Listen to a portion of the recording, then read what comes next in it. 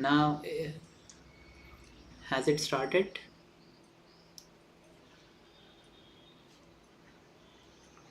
No, No. no. I clicked on start. Duplicate stream key. Select a new below to go live here or switch. Yeah, it is started. It started already. Yeah, yeah, yeah, yeah.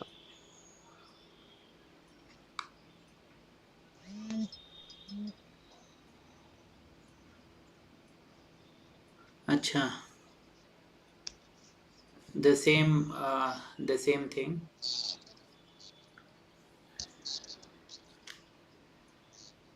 The same thing have started.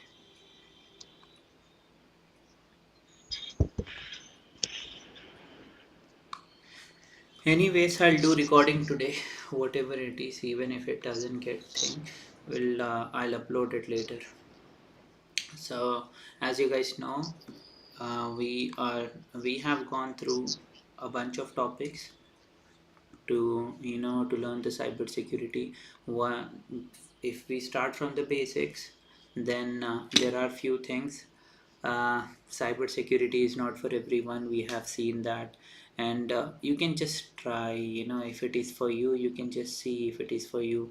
So there are a bunch of things in hacking. You have two different, or else we can say three different thing. You have blue hat, sorry, red hat, purple hat, and what hat? Red, purple, and blue. Yeah, correct. So blue is the defensive team, red is the offensive. Okay, the ethical hackers, you can say.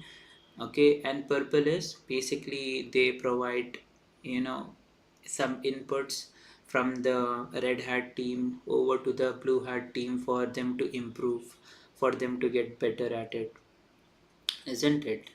So before learning anything about hacking, if you are enrolling, like this is what we are going to do in this course.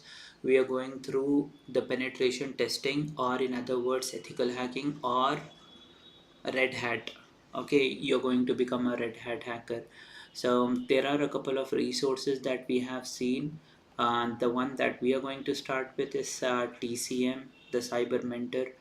Okay, so we'll start from the basics, then we'll move on to after learning like the basics of ethical hacking. After going through that course, inshallah we'll go through the other resources that we have. Okay, probably we'll do some networking, but some networking that is needed is already there in the course itself. Okay, so here is the course that you're already aware of. TCM course is divided into a bunch of chapters. So it basically starts with some introduction about the course, about the TCM Discord. It's a helpful community, you know. So Discord, you can sign in for Discord, and then a day in the life of ethical hacker. In this video, the TCM is basically we're talking about how you have to do the penetration testing. And then, is that enough? Doing penetration testing, is it enough? No, you have to prepare a report for it. That is one of the most important thing. You have to prepare. If you find a vulnerability, first you're going to just check if there are any vulnerabilities. If you find one, then what are you going to do? You're going to basically report it, write a good report, so that you can convey it to the blue team, and then they can rectify the whatever the problem there is, before any bad guys exploit that vulnerability. So report is one of the important thing. You need to know how to write a good report. So in fact, if you want to get tested in any of the exams, or the what is it, ethical hacking, or anything related to ethical hacking exams, you have two things. You have the hacking part of it, and then you have the report part of it. You basically need to write a report. That's one of the important thing there. Okay, Then what do you have? Why you shouldn't be an ethical hacker? So basically there is something in it, like you just watch it, it's on YouTube, you can watch it. But if you ask me, if you have curiosity, then ethical hacking is for you. If you're curious about computers, if you're curious about how things work, so probably you'll find this field to be interesting. Okay. But if you're like, no, I just don't want to improve whatever I've learned, I just want that only, I just don't want to learn anything extra, or I don't want to be lifelong learner, then probably this field is not for you, because cybersecurity, this field is always evolving. You have all the time different kinds of vulnerability, different kinds of things, different ways of people exploiting the same vulnerability over and over. Okay, so you're supposed to learn those techniques and stuff. Okay. And then you have note keeping. In note keeping, this is what we are going to go through. Effective note keeping. So there are a bunch of apps actually in note keeping. You need to write down a report. In that report, to make that report look good, you can use some of the tools. Okay. So there are a bunch that is listed by TCM. You can go through it, or you can have your own note taking app. Doesn't matter. You can have maybe Evernote. That is what I used to use back in college. So yeah, there the ones that are listed here is Notion. Notion, if you want to have your notes to be taken anywhere, you can have Notion. It's an online, or it can be offline, both. So you can manage your notes from anywhere. Joplin is the offline version. It's good actually. Joplin is one of the good option. And then you have Gitbook, Obsidian. Even Obsidian, I like it. Obsidian. Cherry Tree is an old one, and OneNote is a usual one. Most of the computers, they come with OneNote. Most of the Windows computers, they come with OneNote, isn't it? Did you make any notes till now in any of those softwares or stuff? In Notion app.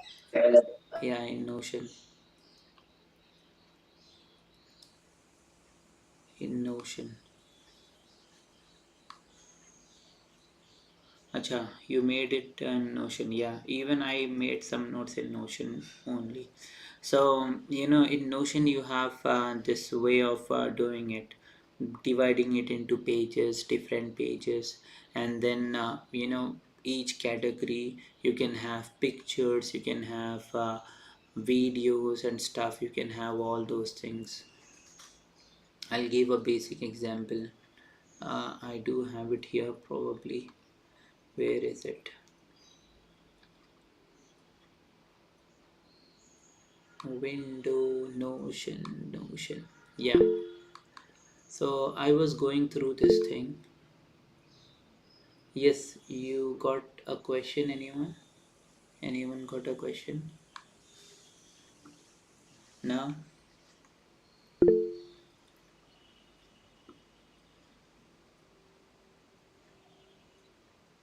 If you have to leave, you can leave, okay? I forgot. So if you want to leave, you can leave, sure. If you got work to do, you can go. So this is Notion. You can make any new note from here. So it can be anything. So just yesterday I was making a note on, I think, course. Yeah, this is the thing I made it. So you can have a calendar attached to it, and you can mark this calendar whatever you like. So this date is actually, what is this date? uh it is created for, okay, I just marked it but didn't write anything. So whatever, you can write something here. you know You can add a notes, whatever there is. You can mark your goal, everyday goal. This is what you're going to do and stuff like that. You're gonna do it here. And then if you see other notes, I just subdivided into the PH notes, practical ethical hacking by TCM. So I divided into different categories. The first category is introduction to Linux, which is, it's not me who divided it. It's already the TCM has divided into different topics. So you have one of the topics, introduction to Linux. In introduction to Linux, you have all these different versions, and if you see these icons, you can actually change the icons by clicking here. Whatever the icon you like, you can change it, like just to make it look good. It's up to you. Okay, it's not important. If you want, you can, add an icon to look good. Sudo overview, user privileges, Kali overview. So, you know you just add notes that you can understand, that you can refer back. That is important. The notes has to be that good. Okay, so this is all about the notes and note keeping. Okay, and not to bore you with the useless stuff, there is another thing that I was thinking to do. That is, just do some labs, the basic labs in Hack the Box. Okay, so this actually you can do it with me if you like, on Hack the Box. um, just open your Hack the Box account and go to Hack the Box Labs. This Hack the Box Labs, you actually have to do it after you learn something. Okay, but even before we learn something, we are just doing the basic machines, just to get interested in the field, if it is for us. So this is it. Hack the Box machine, you just log into it. In Hack the Box, is if you're new, you have to configure Hack the Box in that manner. When you're logging in, it will ask you, hey, are you a beginner or advanced or whatever it is. So it's always good to start with some basic machines. Okay, and if you don't understand anything, that's not a problem. Why it's not a problem? Because you can always open walkthrough. So a bunch of machines have walkthrough. In fact, all the tier 0, tier 1 and tier 2 machines, probably they have walkthroughs. Walkthrough basically will guide you step by step what to do at what step. Okay, so I have done this thing by using walkthrough. Okay, that's fine, because I don't know much. I do know the answers of these things, but anyways, today we'll do another machine, fawn.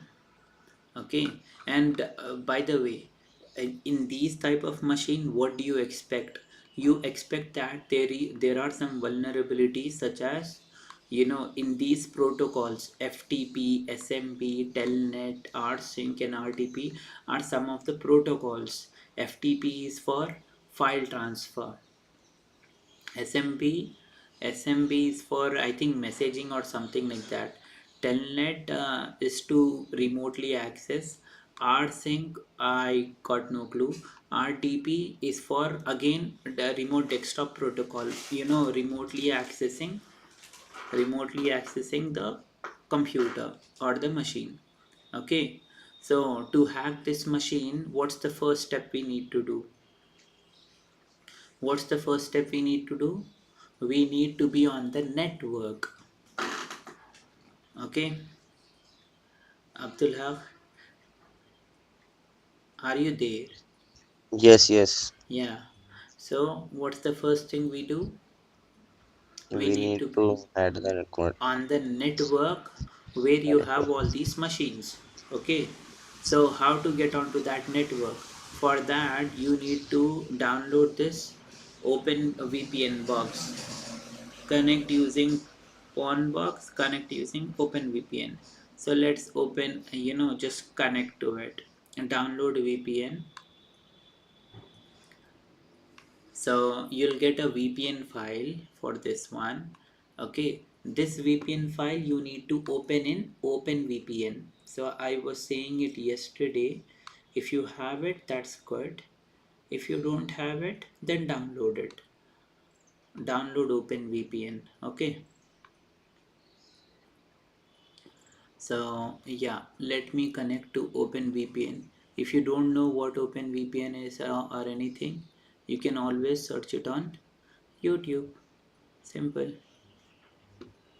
Let me see which what thing I have downloaded just now. Starting point, open. Okay. After importing that file, you need to connect to it. Let me connect. One. Okay. Yeah, I'm connected to that network now. Okay, I'm connected to that network. So it will say that I'm connected to the network, maybe in few minutes or so. Yeah, see, you see the green thing? Basically, it's connected. Yes. Starting point, open VPN, it's connected.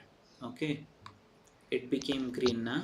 Now what you can do, you can spawn the machine. Spawn the machine is basically switch on the machine. Fawn. Okay, so we are switching on the machine on the network now. This machine is available on some particular network. That network we already connected to it, right? Have we connected to that network? Yes, we did.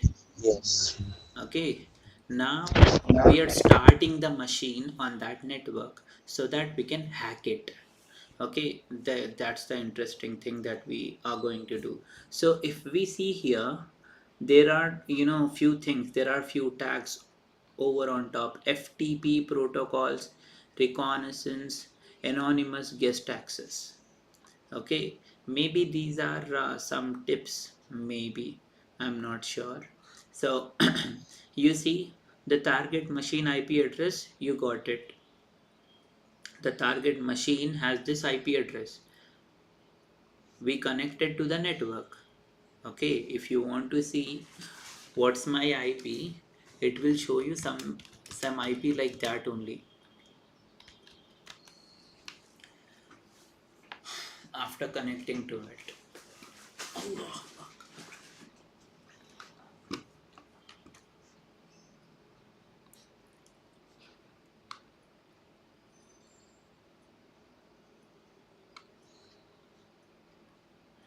Okay, so now you spin up your Kali machine. And yeah, Kali virtual machines will be available very soon. Probably from tomorrow onwards, it will be available, and I'll tell you how to get access to those virtual machines. For now, just let's have this thing for now. But from tomorrow, they will be available. Kali virtual machines will be available from tomorrow, Okay. inshallah. Yallah. So this is the virtual machine that I already have. Okay, so you got an IP address, right? Target machine IP address. Let's ping that thing. Let's see if it is active. 10.129.245.43. So that machine is actually active, right? We can see we are receiving. If you see, 64 bytes you are sending and you are receiving. Let me end this thing. Control X, Control C basically. So if you see, 21 packets transmitted, 21 received. So is that machine active? Yes, it is active. Okay, now what are we going to do? We are going to see what are the things that are active on that computer. Okay, so for that, what are we going to do? Nmap.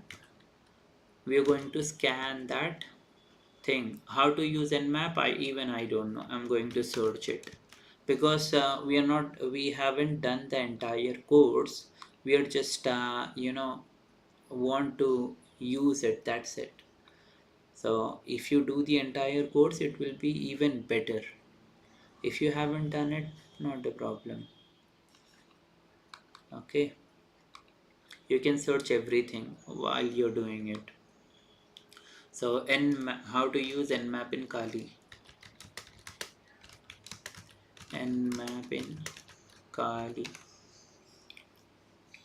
we'll see the basic version, how to use it. Nmap minus v minus a minus sv, the IP address. Okay, starting nmap. Okay, I don't know what this v means, what this. Okay, scan in verbose mode, enable OS detection, script scanning, and trace route minus a minus even version detection. Okay, so yeah, so this is what, that is what we are going to do. Okay, exactly how it is there. So let me show you the entire screen so that it is easy for you to understand. Now I have opened my Kali machine. Okay, nmap, what is it I have to use? Minus v minus capital A minus v minus a minus sv, and then the IP address. What's the IP address? 10.129.245.43. Okay, so what we have done here, we have scanned this entire machine if there are any ports active on that machine. So what can we see here? Nmap NSC loaded 156 script for scanning, initiating NSC, completed NSC at this thing. Okay, yeah. So what do we see? We can see that there are some ports that are active. 548 TCP, 1417 1417 TCP, filtered Timbuktu server. Then you have Zebra. You have a bunch of things that are open here, right? You got a bunch of things.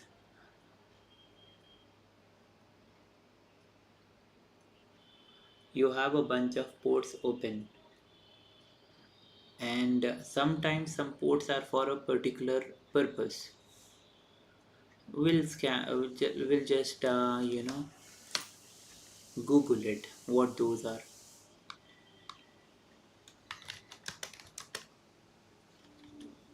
548 TCP.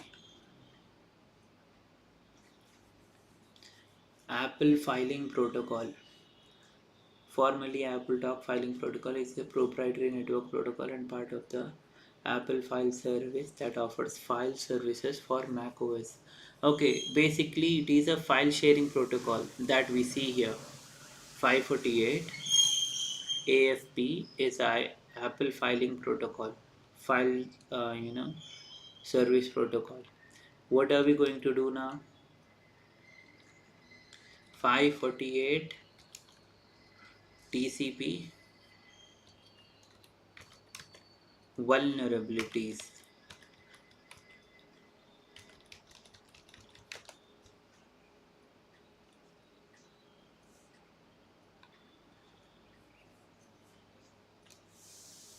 Okay, let's see here.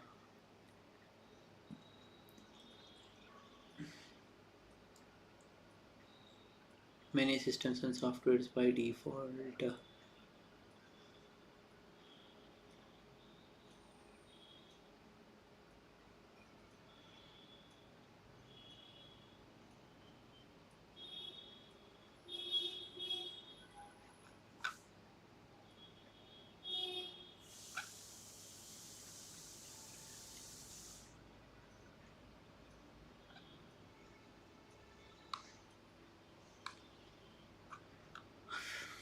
Okay, there is something. I think we have to read a lot of report and stuff like that.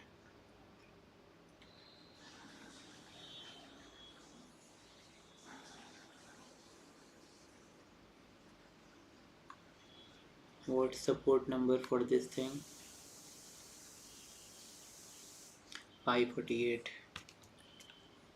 548. Or else the name is AFP.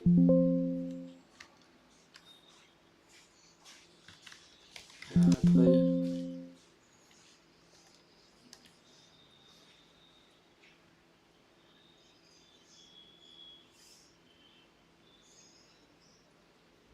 Telnet SMTP.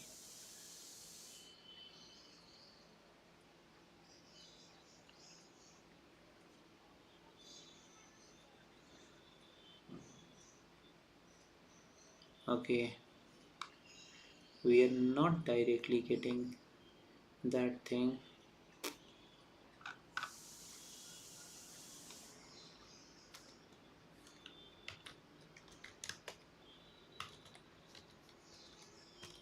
Filing protocol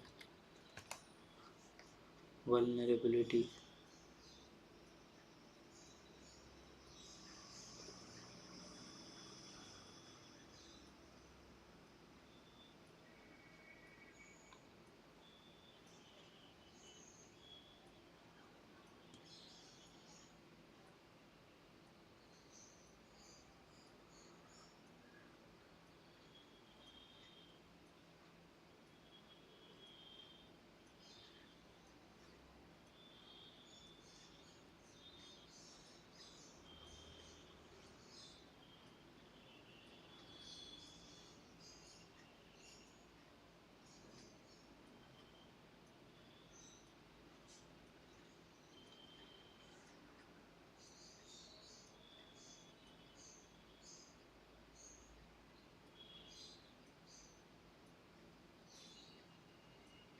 The expand URL function was the pivotal element that allowed the shortcut to bypass DECC.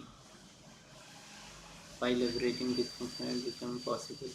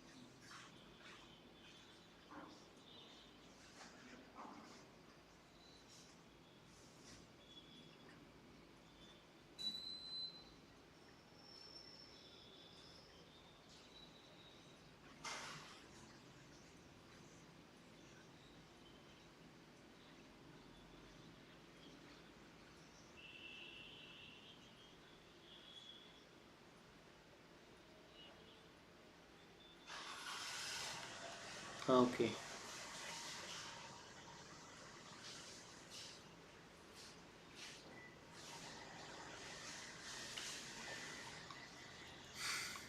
so let's see here. What does the three-letter acronym FTP stand for? We know this answer. File Transfer Protocol.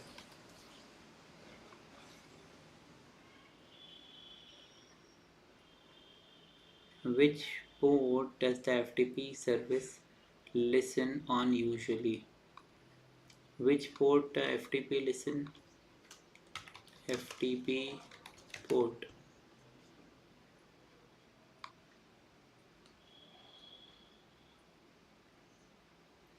Port 21.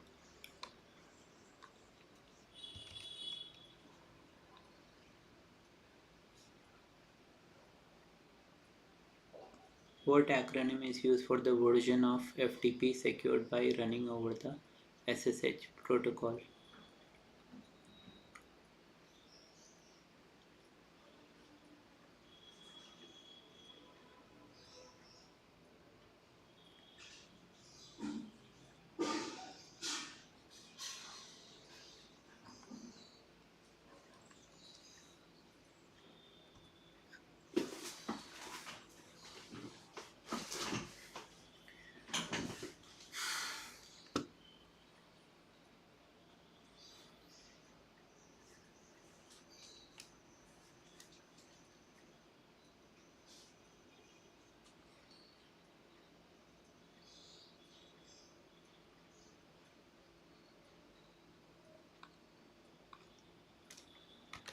How to find the version of FTP.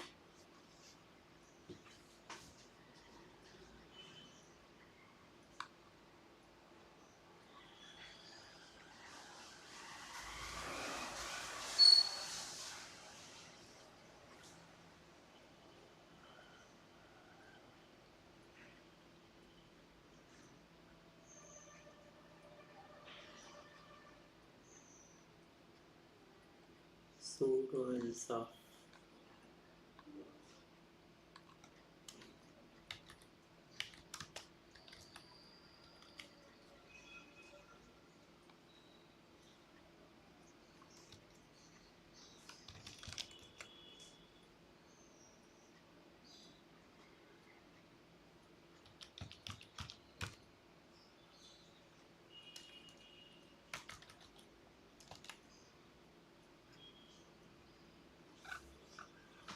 Okay, I think these are the ports that are open on my computer.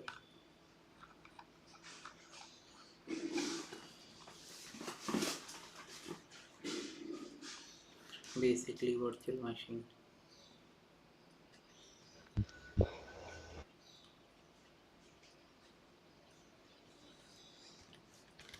Clear.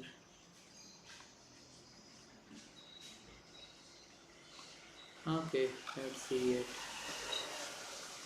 Walk through.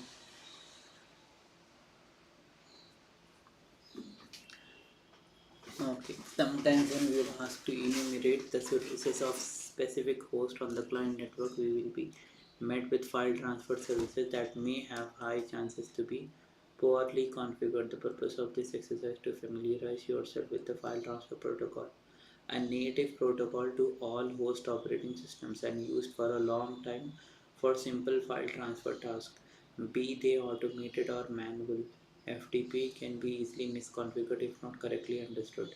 There are cases where an employee of the client company were assessing might want to bypass file checks or firewall rules for transferring a file from themselves to their peers, considering the many different mechanisms for controlling and monitoring data flow within an enterprise network today. This scenario becomes a substantial and viable case we might meet in the wild.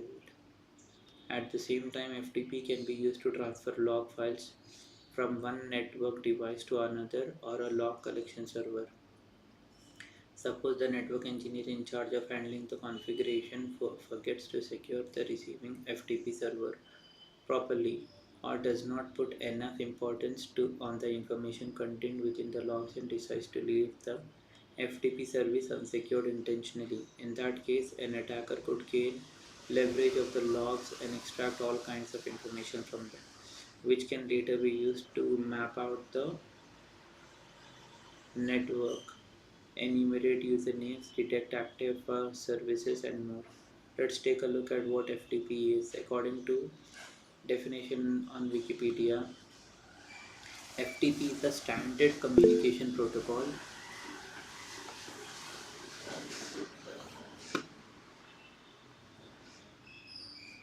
Yes, Abdul Haq,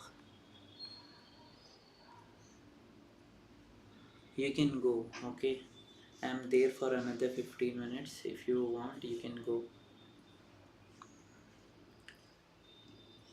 On a computer network, FTP is built on a client server model.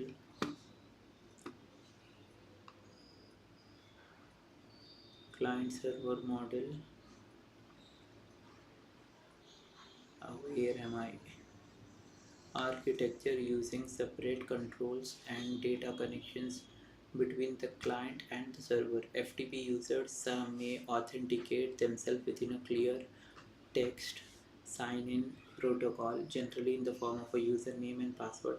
However, they can connect anonymously if the server is configured to allow it for secure transmission that protects the username and password and encrypts the content. FTP is often secured with SSL, TLS, FTPS, or replaced with SSH file transfer protocol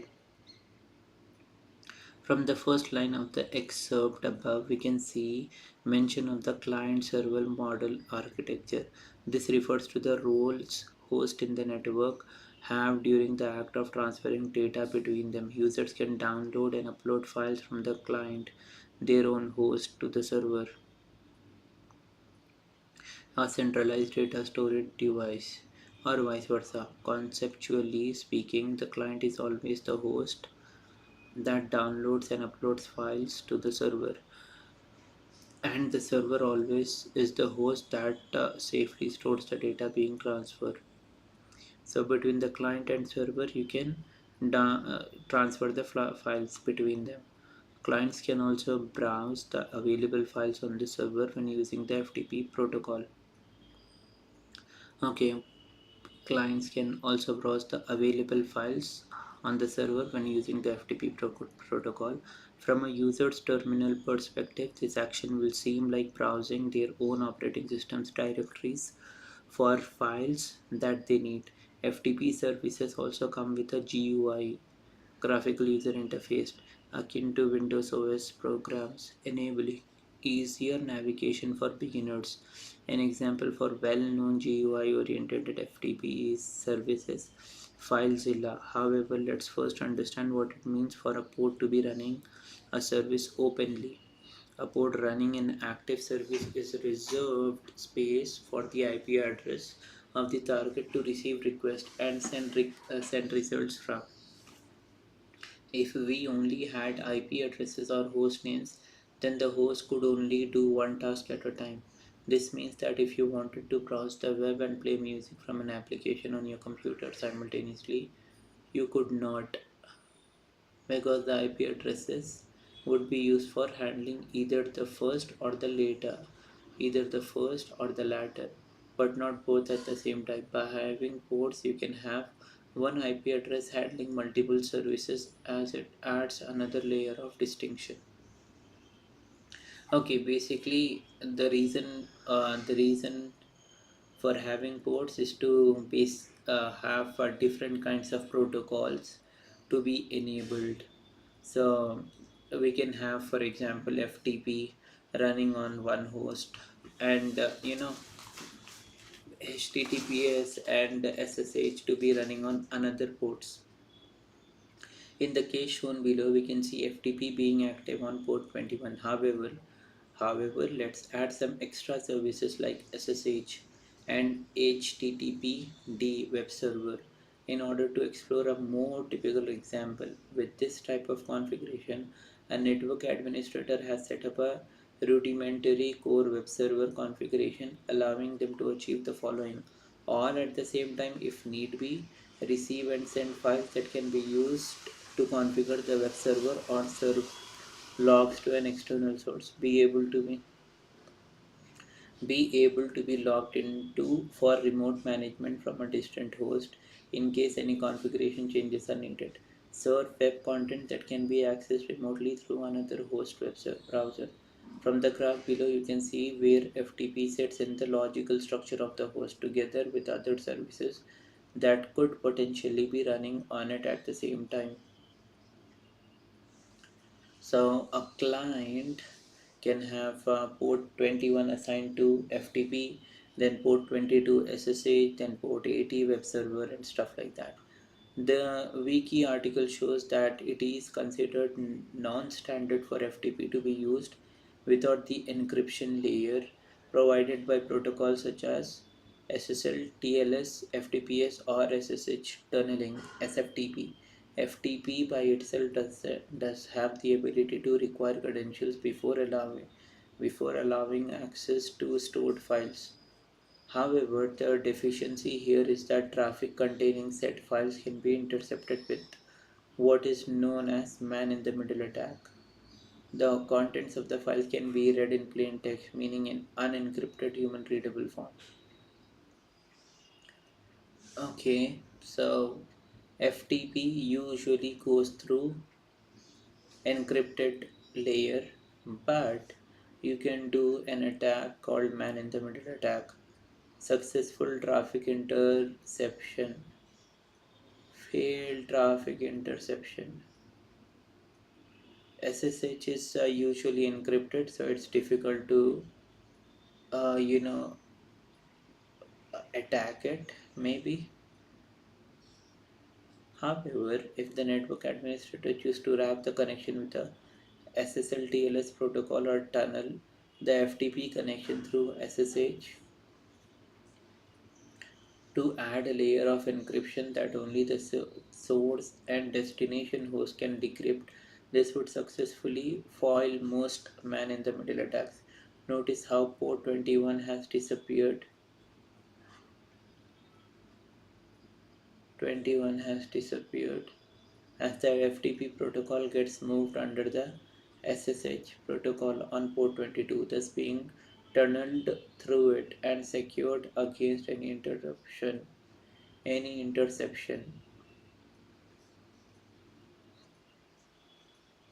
Okay, so FTP becomes SFTP when it is passing through an SSH connection. So port 22 now has SFTP and SSH for remote management.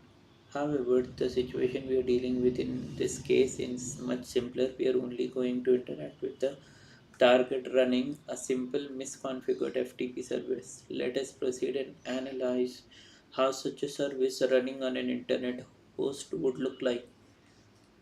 Enumeration. Firstly, let us check if our VPN connection is established using the ping protocol can help with this since it is a low overhead method of reaching the target to get a response, thus confirming our connection is established and the target is reachable.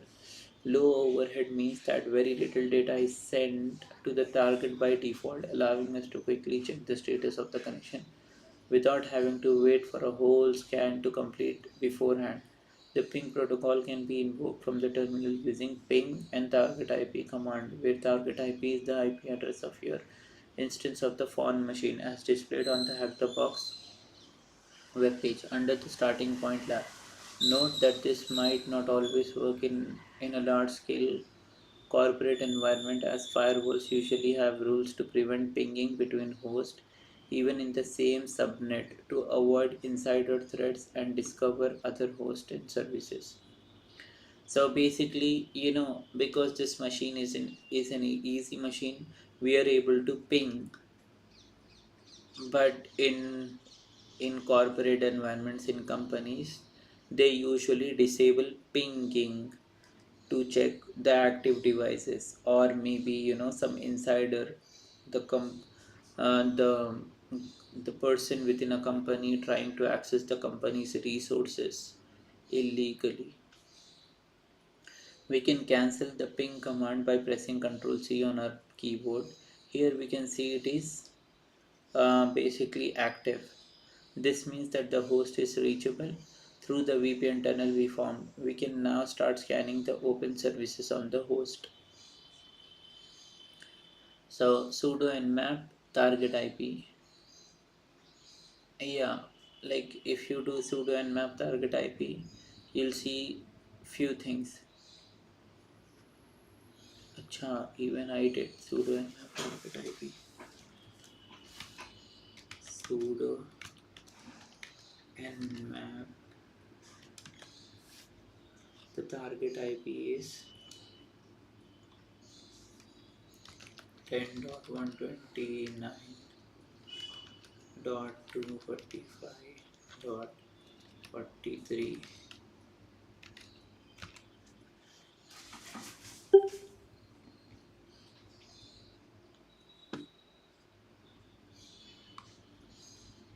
I did a bit too much, so let's see. Last time, uh,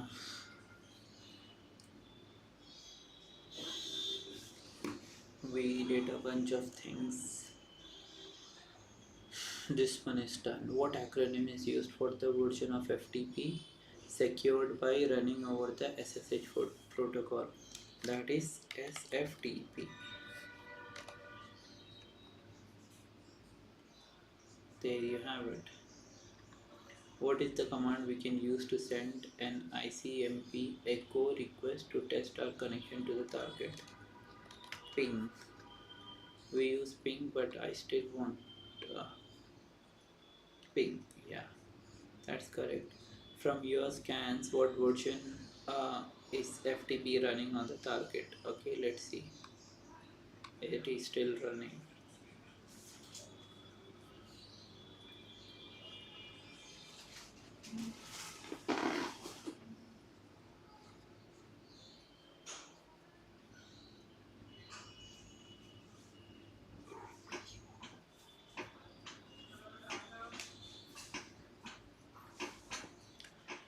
These questions are a good way to go step by step to understand the system and to understand the system and to proceed with the machine. Oh, I don't know why it's taking too long.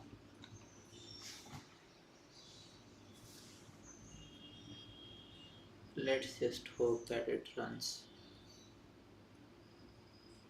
quickly.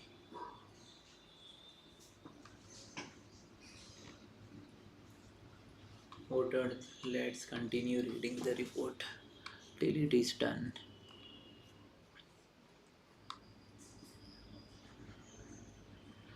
So yeah, we are going to expect something.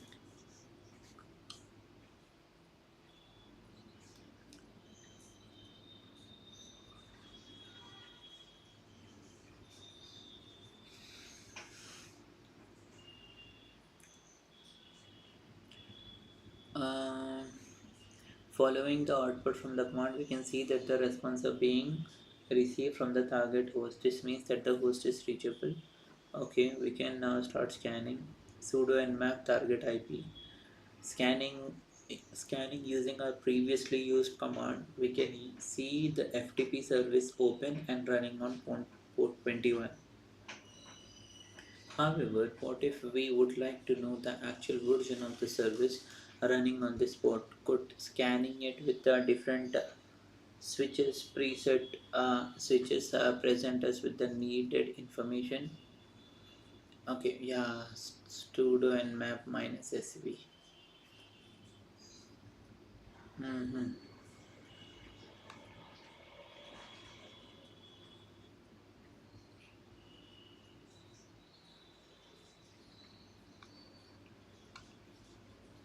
Why is it taking so long?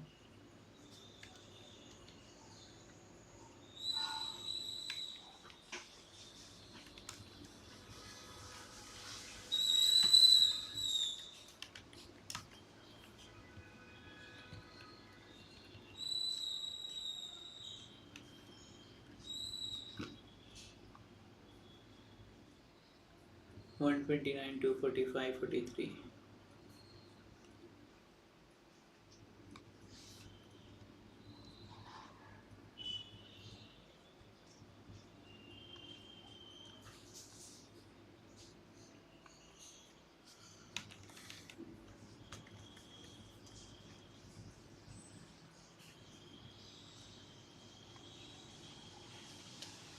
It was taking too long. SV. Let's just hope that it runs faster this time. Okay, so yeah, we got the version. Let's write it down.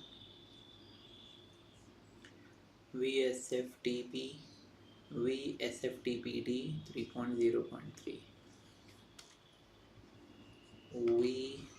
VSFTPD 3.0 point something.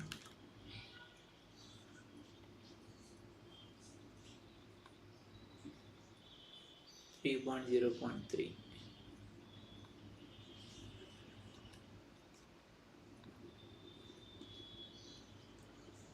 What OS type is running on the target? OS type is Unix. Unix. Still some people are using Unix. what is the command we need to run in order to display the FTP client help menu?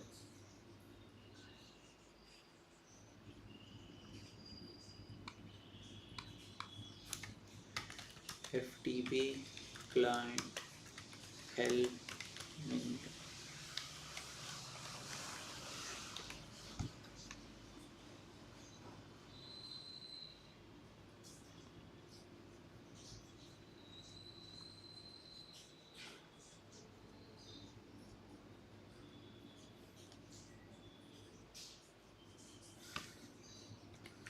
Let's see.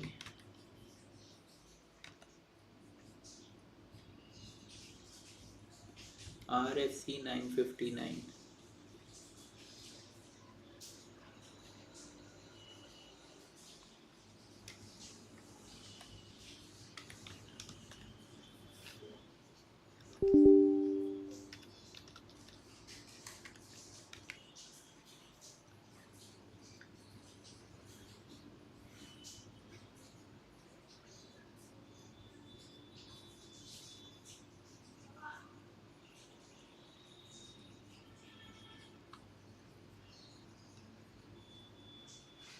RFC 959.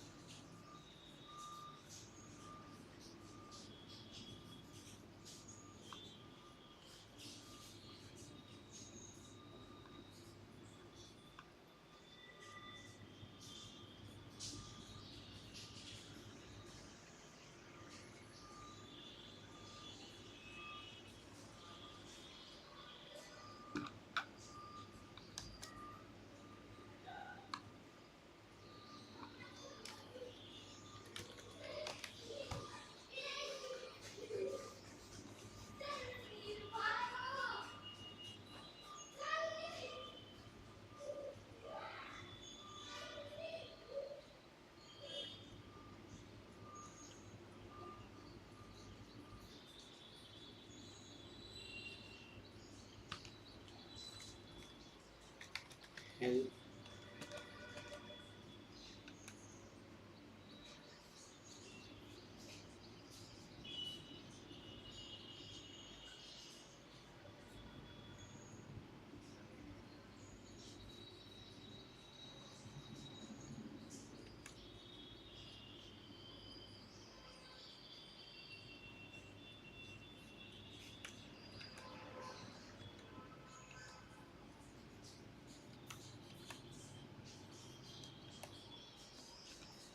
Probably just write FTP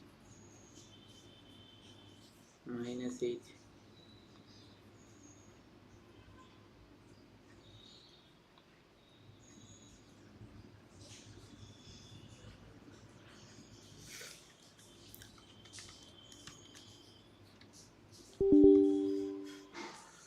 Let's continue to read this thing. Scanning it with different switches present us with needed information. We got the needed information. Stands for version detection. Using the switch will consequently make our scan take longer but will offer us more insight to the version of the service running on the previously detected port. This means that at a glance we would be able to tell if the target is vulnerable due to running outdated software or if we need to dig deeper to find our attack vector. We will not be looking at exploiting the service per se, we will take small steps towards our goal. And the next one will involve simply interacting with the service as is to learn more about how we should approach targets. However, having the service version always helps us gain more insight into what is running on the scan port foothold. It is the time we interacted with the target. In order to access FTP service, you will need We'll use the FTP command on our own host. It's good practice to have a quick check that your FTP is up to date and installed properly. Running the command below will display the same output as pictured if your FTP service is installed, otherwise it will continue with the installation. The -y switch at the end of the command is used to accept the installation without interrupting the process to ask you if you'd like to proceed. Install FTP. Okay, let's see. Just run FTP. Okay, FTP is there already.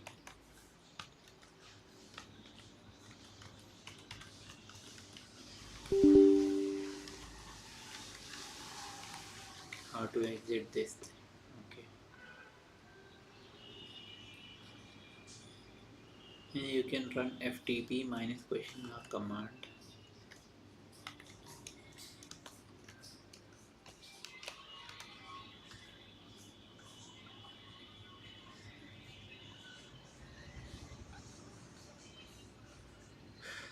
From the excerpt above, we can see that we can connect to the target host using the command below.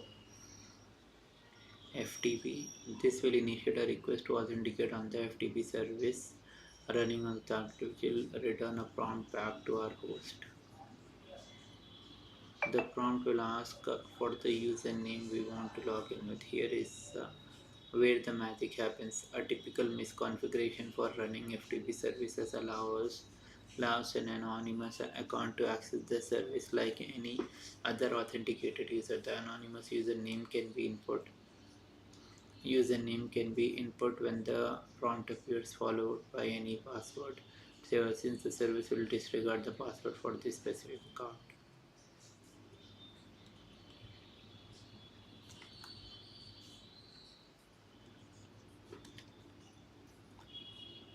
Let's do FTP.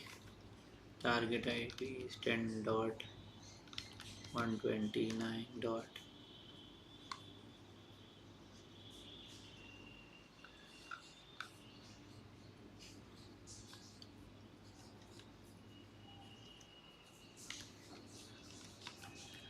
245.43. Name anonymous. Password enter anything. Login successful.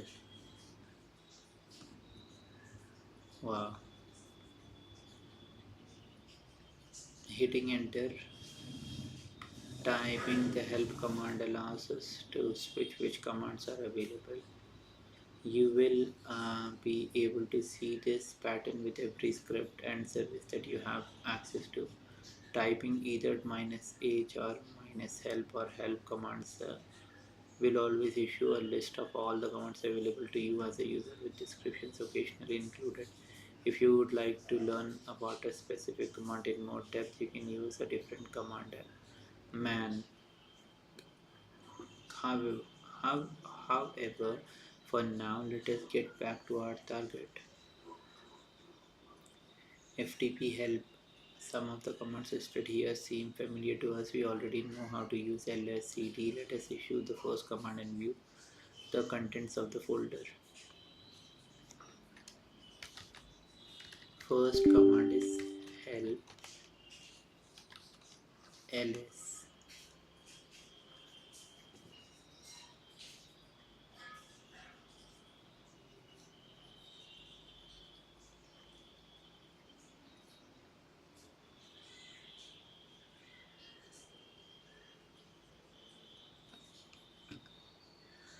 From the output operation FTP service, okay, there's a file called flag.txt. Issues the status for the commands you are sending to the remote host. The meaning of the status updates are as follows.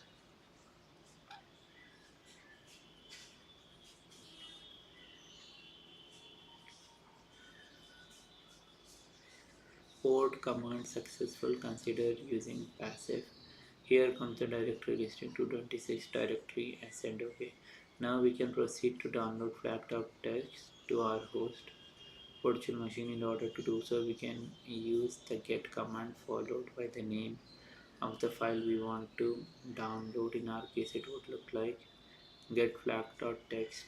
This will trigger the download of the file to the same directory you were in when you issued the FTP machine IP command. If we exit the FTP service, we will see the same file on our host now. Khatam. So without downloading, I just want to see the file.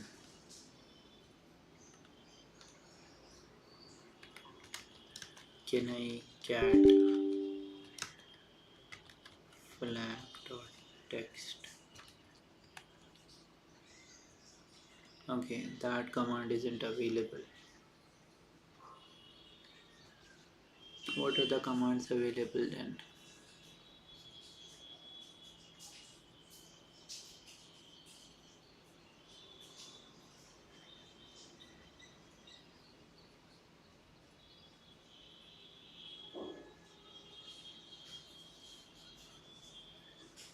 Edit, man, edit.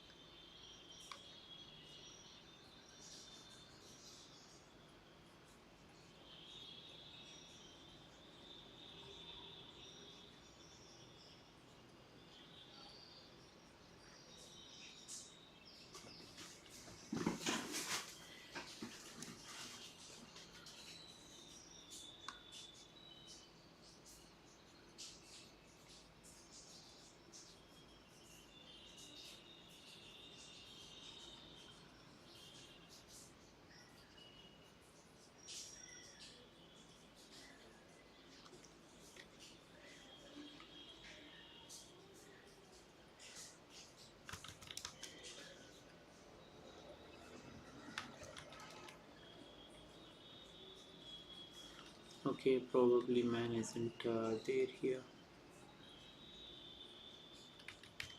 Edit,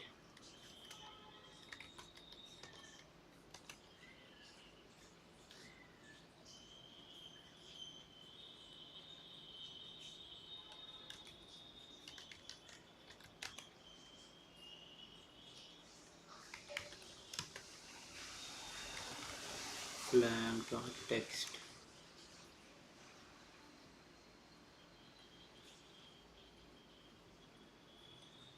Whatever, let's download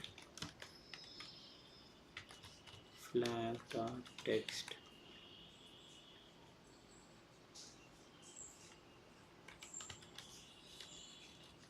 Exit ls. It should have flag.txt now. Cat flag.txt.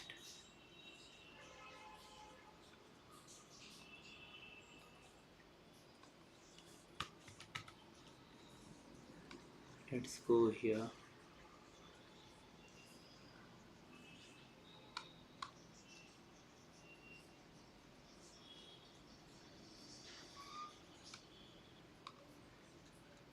FTP -h.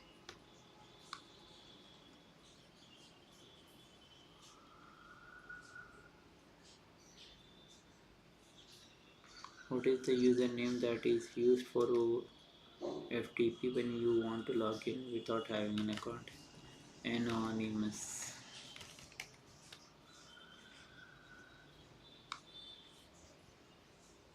What is the response code we get for the FTP message login successful?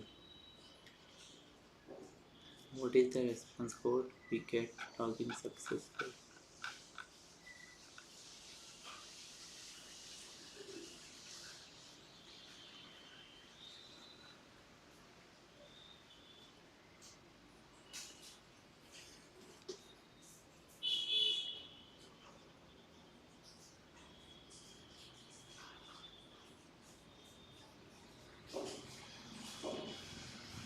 2:30. 2:30. There are couple of commands you can use to list the files and directories available on the FTP server. One is dir. What is the other?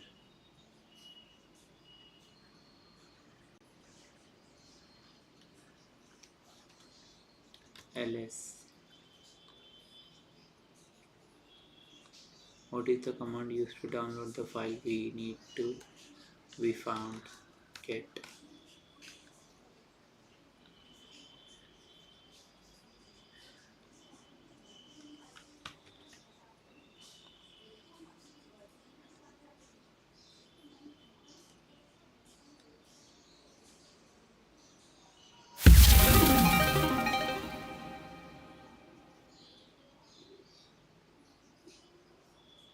Okay, that's done.